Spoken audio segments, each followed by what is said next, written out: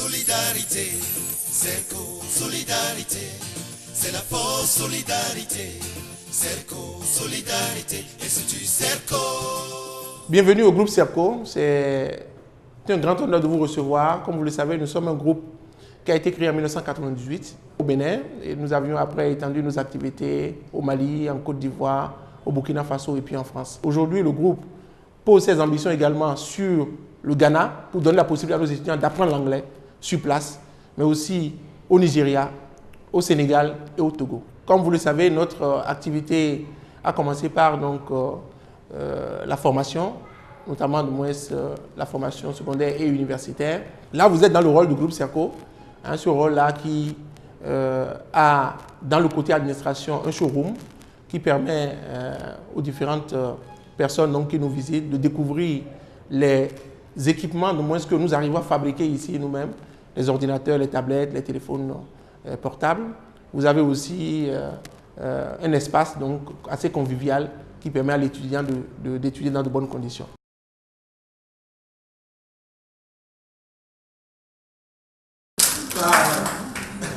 Voilà. L'image est rare. Ces jeunes techniciens en blouse de travail sont en train de réaliser un pari technologique inédit en Afrique au sud du Sahara. Monter toutes les 2 minutes un ordinateur portable et en parallèle une tablette. C'est pour la première fois qu'en Afrique de l'Ouest, au moins, qu'on a une usine qui permet de fabriquer sur place du matériel. Vous ne rêvez pas, vous êtes bien au Bénin, à Sikekodji, au cœur de l'usine Cyprien Nianvor de l'université privée Serco. Aux différents postes de montage et aux commandes de la production de l'expertise Serco Pur Jus. Et à l'initiative, le jeune PDG du groupe, Alain Kapochichi. Ces ordinateurs et tablettes, il les a pensés pas comme de simples outils modernes. Et donc, notre projet vise essentiellement à doter chaque élève, chaque enseignant, chaque étudiant, chaque médecin, chaque agriculteur, chaque paysan de matériel informatique. Mais pas de matériel informatique simplement comme un outil, un gadget, mais un outil qui lui sert pour améliorer du moins son activité. D'où le label Open Society sous lequel sont fabriqués ces équipements. Le Open, c'est des ordinateurs, mais à un coût accessible. Le coût basique commence à partir de 130 000, mais une formation en informatique, un ensemble de choses que vous avez suivies tout à l'heure. Mais dans tous les cas, c'est l'idée de partage, l'idée de la communauté. Soyons open. À peine installée que l'usine technologique Serco enregistre déjà de grosses commandes. 6 000 ordinateurs pour un institut ivoirien de formation du personnel de santé et bien d'autres en perspective encore pour les universités publiques et privées de la Côte d'Ivoire. Des partenaires venus tous apprécier le génie Serco. Et à leur côté, des officiels béninois, des universitaires, dont le titulaire de chaire UNESCO en charge des TIC pour l'Afrique et une équipe du laboratoire français de recherche en sciences numériques Paragraphe. Alain Kapochichi les a séduits avec son concept école, usine, incubateur d'entreprise. L'avenir appartient aux visionnaires. Le docteur Kapochichi est un visionnaire. Tous voient dans le développement d'applications numériques à Serco un point d'ancrage de l'émergence technologique de l'Afrique.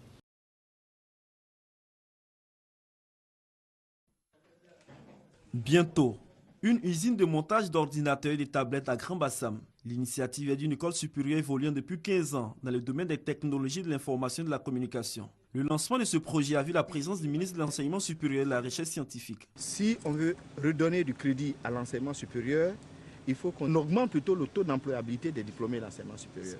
Voilà un jeune qui a bâti un système où il y a la formation, il y a des incubateurs et il y a une usine.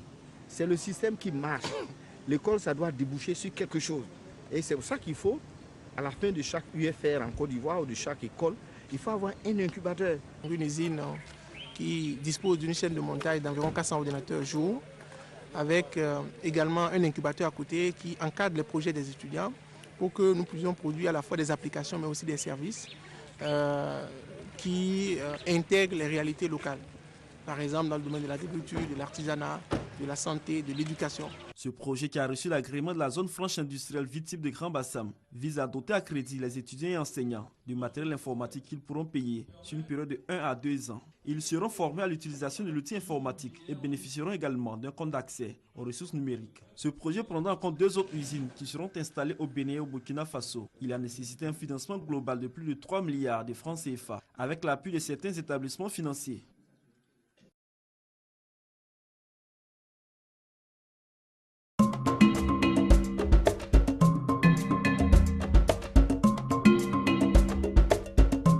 Après les études, on voit que les étudiants se cherchent, n'arrivent pas à trouver un débouché.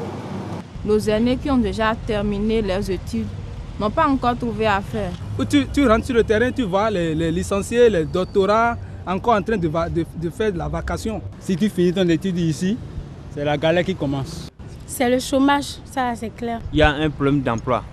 Au Bénin, près de 33 000 étudiants sortent diplômés de leurs écoles respectives chaque année. Dans le secteur formel, les entreprises sont génératrices de 2000 emplois par an. Les Béninois font donc face à un énorme déséquilibre entre l'offre et la demande qui crée une grave situation de sous-emploi. Le bilan est d'autant plus inquiétant que ce phénomène peut être rapporté à la sous-région ouest-africaine ainsi qu'au continent dans sa globalité. Il semble alors primordial que chaque étudiant soit formé à être capable de créer lui-même sa propre entreprise, répondant aux besoins économiques et sociaux de son environnement. Depuis la création de CERCO, on a compris qu'il faut d'abord mettre les outils techniques à la disposition des étudiants. Nous sommes aujourd'hui dans un monde numérique, donc on va intégrer à la fois les tableaux interactifs, les systèmes de visioconférence, chaque étudiant a un ordinateur, des outils aussi qui lui permettent de pouvoir travailler à distance et d'être opérationnel dans ce monde numérique. Et aussi, nous avons compris que l'entrepreneuriat doit avoir une place fondamentale. Et c'est pourquoi nous avions, depuis la première année, intégré des cours de projet action, des cours d'entrepreneuriat, d'innovation, de créativité, de management de projet et aussi des cours de développement personnel pour préparer l'étudiant à affronter du moins les besoins du monde que nous vivons aujourd'hui. Une école, une usine, un incubateur. Voici la réponse du groupe CERCO face à cette situation critique. L'objectif est simple. Il faut préparer l'étudiant à être un modèle sur le plan professionnel et le rendre apte à apporter des réponses aux besoins de son environnement. Dans cette démarche de préparation et d'accompagnement, le groupe CERCO a ouvert le premier incubateur de la sous-région ouest-africaine. Voilà, un incubateur est un espace où on va vraiment accompagner l'étudiant depuis son idée d'entreprise jusqu'à sa réalisation. Et donc, à CERCO, ici, nous avons pensé mettre notre incubateur sur le thème donc, de l'art et la technologie. Comment associer l'art et en y ajoutant la technologie, donc créer des produits, des services qui seront plus utiles et plus innovants en fait pour que les gens puissent l'utiliser. Et donc dans ce contexte-là, nous avons créé un espace où les étudiants peuvent avoir des outils de travail, mais en même temps des personnes qui pourront les accompagner, les conseiller dans leur démarche donc, de création et dans leur démarche donc, d'intégration de leur création dans la société. Cet incubateur, qui confère au groupe son statut d'école, d'usine et d'incubateur, propose aux jeunes de mener à bien des projets novateurs en leur laissant la possibilité de démontrer leur dynamisme et leur esprit créatif dans un cadre mettant à leur disposition des outils et un encadrement de qualité. L'Institut CERCO, depuis des années, a vite compris ce principe qui permet aujourd'hui de pouvoir accompagner ces jeunes, puisque l'école ne doit plus aujourd'hui se voir comme étant un lieu où il faut aller juste apprendre, composer, se faire évaluer, après attendre du moins après le diplôme quelqu'un pour vous recruter ou dire qu'on doit passer forcément les concours d'État. Alors l'idée aujourd'hui c'est d'accompagner ces jeunes et de permettre à ces derniers de pouvoir se prendre en charge. Et je pense que c'est dans cette optique d'idée que CERCO, par le biais bien sûr sur l'initiative du président directeur général du groupe CERCO, le Dr Aleka Kouchichi, pour permettre désormais à ces jeunes incubés de pouvoir se prendre en charge. Art et technologie.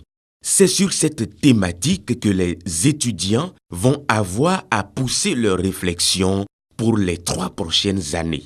Comme le souligne Dr Alain Kapochichi, l'Afrique a quasiment raté toutes les révolutions industrielles. Celle numérique est l'occasion pour le continent de se rattraper.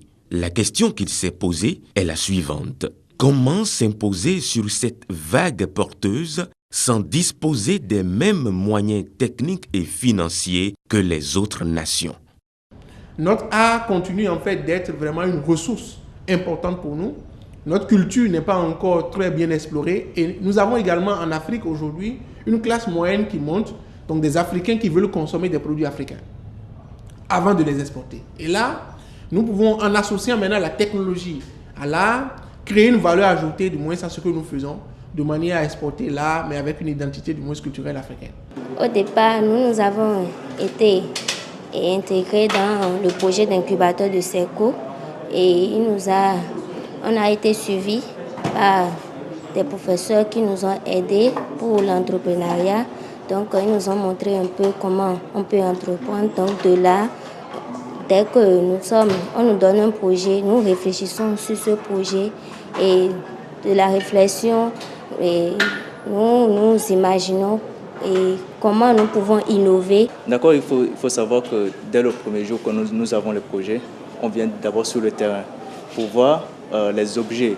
Par exemple, dans notre cas, nous avons travaillé sur les bracelets USB. On vient sur un champ des artisans, voir les produits. On prend les produits, on analyse, on étudie la faisabilité. Et lorsqu'on étudie la faisabilité, on essaye de faire le budget que ce projet pourrait prendre.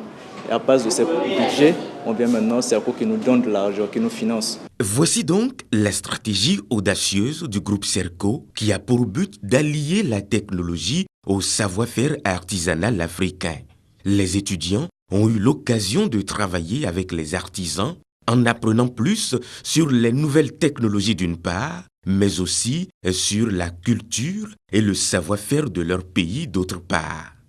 On a beaucoup échangé avec les artisans, effectivement, parce qu'au début, il y a certains qui sont un peu réticents, parce que l'autre chose est de ne pas dénaturer la culture, et l'autre chose aussi de donner une utilité, une valeur ajoutée, afin que ces artisans se voient aussi plus utiles et plus importants.